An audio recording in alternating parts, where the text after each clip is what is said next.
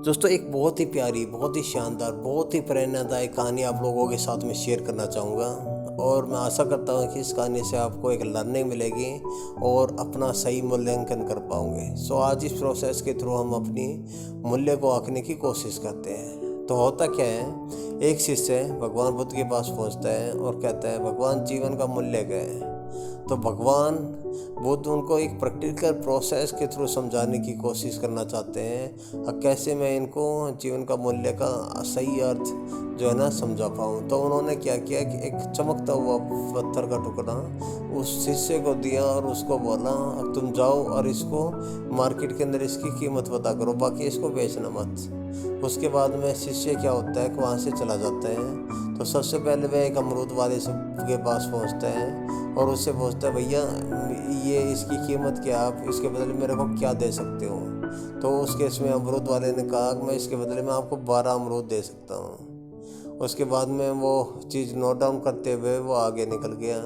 उसके बाद में एक आलू वाले के पास पहुंचा और उससे पूछा, अब भैया इसकी कीमत क्या है, इसके बदले में आप मेरे को क्या दे सकते हो। तो आलू वाले ने कहा, मैं इसके बदले में एक बोरी दे सकता हूँ, एक बोरी आलू की दे सकता हूँ। उसके बाद में मैं एक जो अपना सुनार होते हैं, सोने जेवरात का काम करते हैं, उनके पास पहुंचते हैं और उनसे वही जो चमकता हुआ पत्थर उनके सामने रख कर कहते हैं, अब भैया इसकी कीमत क्या है, इसके बदले में आप मेरे को क्या दे सकते हो। तो उस केस में जो सुनार था वो उसको देखता है और वो कहता है, मैं इसके बदले में 50 लाख रुपए आपको दे सकता हूँ। उसके बाद में धीरे धीरे जो सुनार है नेगोशिएट करता हुआ वो उसकी कीमत 2 करोड़ तक पहुंचा देता है। वो कहता है कि मैं लास्ट आपको इसके लिए 2 करोड़ रुपए दे सकता हूँ। उसके बाद में वो जो शिष्य था वो एक हीरे जवाहरात का काम करने वाले जौहरी के पास जाता है और उनको वो चमकता हुआ पत्थर दिखाता है और उनको कहता है, भैया आप इसको कितने में खरीद सकते हो। तो जौहरी कहता है और एक लाल कपड़ा बिछाता है, उसके ऊपर उसको रखता है और उसको अच्छी तरह देखता है, समझता है और उसके बाद में वो आइडेंटिफाई कर लेता है कि यह एक रूबी है जो कि बहुत ही महंगा जो है जेवरात है। वो कहता है कि तुम पहले ये बताओ कि इसको आप लेके कहाँ से आए हो। तो उस केस में वो जो शिष्य है वो बताता है, तो वो बताता है ये रूबी है, ये बहुत ही महंगा जो जेवरात के अंदर काउंट होता है और इसके बदले में तो मैं पूरे राज्य को अगर बेच दूँ तब भी इसकी मैं कीमत अदा नहीं कर सकता। तो ये सारी चीज़ें समझते हुए शिष्य अपने गुरु के पास पहुंचता है, भगवान बुद्ध के पास पहुंचता है और भगवान बुद्ध से कहता है, भगवान मैं इस पत्थर को लेके गया था, बाकी मैं 4 आदमियों से मिला, बाकी चारों ने सबने अपनी अलग अलग प्रतिक्रिया दी। तो उसके बाद में भगवान बुद्ध कहते हैं, शिष्य मैं आपको यही समझाना चाहता था, आपके जीवन का मूल्य कोई और नहीं लगा सकता, आपके जीवन का मूल्य आपको खुद लगाना है। आपको विपरीत परिस्थितियों में निराश नहीं होना है, अपने आप को संजोए रखना है और अपने अंदर क्वालिटी ऐड करते हुए एक अलग ही लेवल को अचीव करना है।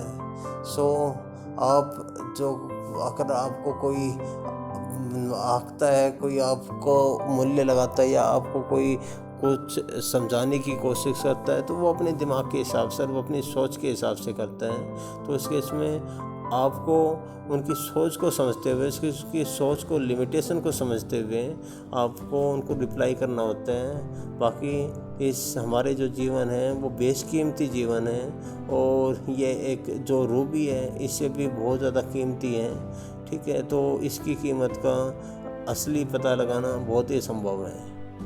हम क्या होता है जीवन के अंदर छोटी सी परिस्थिति आती है, विपरीत परिस्थिति आती है, उसके अंदर हम निराश हो जाते हैं और निराशा ही हमारी हार का कारण होता है। जब कोई हमारी सही कीमत नहीं लगाता तो हम उससे थोड़ा सा डिस्टर्ब हो जाते हैं। अच्छा, इसको समझने के लिए हम अली बाबा के संस्थापक और दुनिया के सबसे अमीर लोगों में से एक जैक मा का उदाहरण ले सकते हैं, जो हार्वर्ड यूनिवर्सिटी ने उनको 10 बार दाखिला देने से मना कर दिया था। नौकरी के लिए मैं 30 से ज़्यादा बार उन्होंने आवेदन किया, बाकी वो हमेशा ठुकराए गए। मगर जैक मा ने अपनी निगाहों में अपने मूल्य को कभी कम नहीं होने दिया और जिसकी वजह से वो आज दुनिया के सबसे सक्सेसफुल लोगों की लिस्ट के अंदर सबसे टॉप में है, ऑलमोस्ट टॉप के अंदर है। ठीक है। सो बर्नार्ड शॉ ने एक चेतावनी दी थी और अक्सर देते रहे थे, आपको आंकने की कोशिश करने वाले हजारों मूर्ख हैं, आपको उन मूर्खों में शामिल नहीं होना है। सो इससे हमें सीख ये मिलती है, हमें अपने जीवन को बहुत ही सजोकर, बहुत ही मेहनत करते हुए आगे बढ़ाना चाहिए। हमारी जीवन का मूल्य कोई नहीं लगा सकता, हमारी जीवन का मूल्य हम खुद लगा सकते हैं। हम जितना प्रैक्टिकल, जितना पॉजिटिव, जितना अच्छा सोचेंगे, जितनी मेहनत करेंगे, हम उतनी ही सक्सेस जीवन के अंदर हासिल कर सकते हैं। So do the hard work, this is the only way to achieve something great in your life.